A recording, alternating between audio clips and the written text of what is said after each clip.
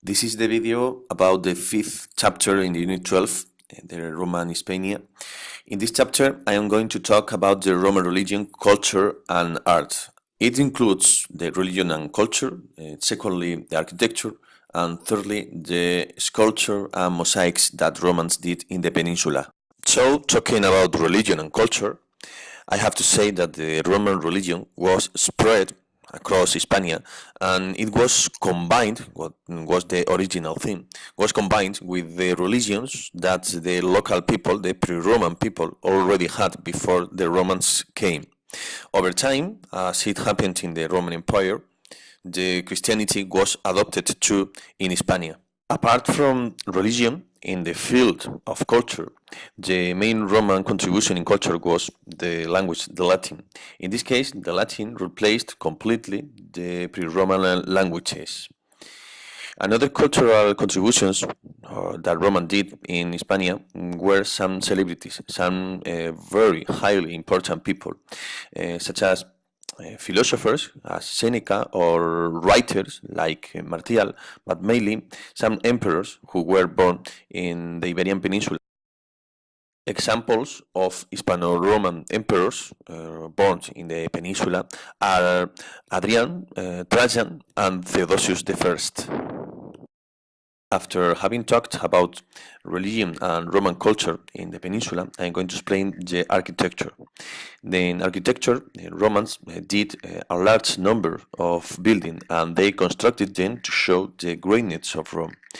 Examples of buildings still existing today in the peninsula are quite a few. There are different types of buildings. The religious buildings, and one example in the peninsula is this, the Temple of Diana in Mérida. Other examples,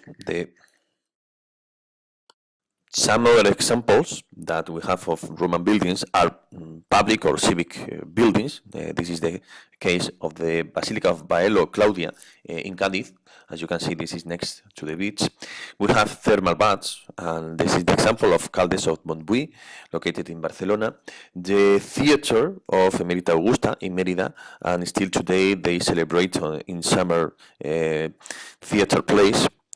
We have the amphitheater of Tarraco. This is not in a very good state today. The Circus of Emerita Augusta, as well in Mérida. Or commemorative buildings, such as this triumphal arch of the city of Medinaceli. Romans also developed engineering constructions following their sense of practical spirit. Examples of that practical spirit are the construction all around the empire, but also including Hispania, of roads. And they had roads that were of hundreds of kilometers. And examples you have here in the maps, they cover from the north to the south, from west to east. Other examples of engineering constructions are bridges, such as this bridge of Alcántara in Cáceres.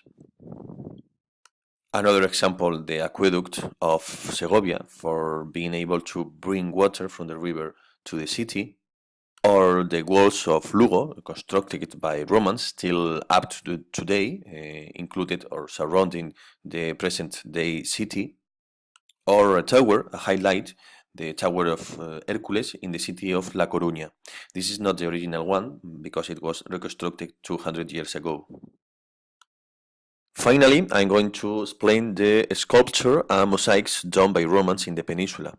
The sculptures were representations of gods, or sometimes they were portraits, retratos, of remarkable celebrities, people, generally the emperor himself.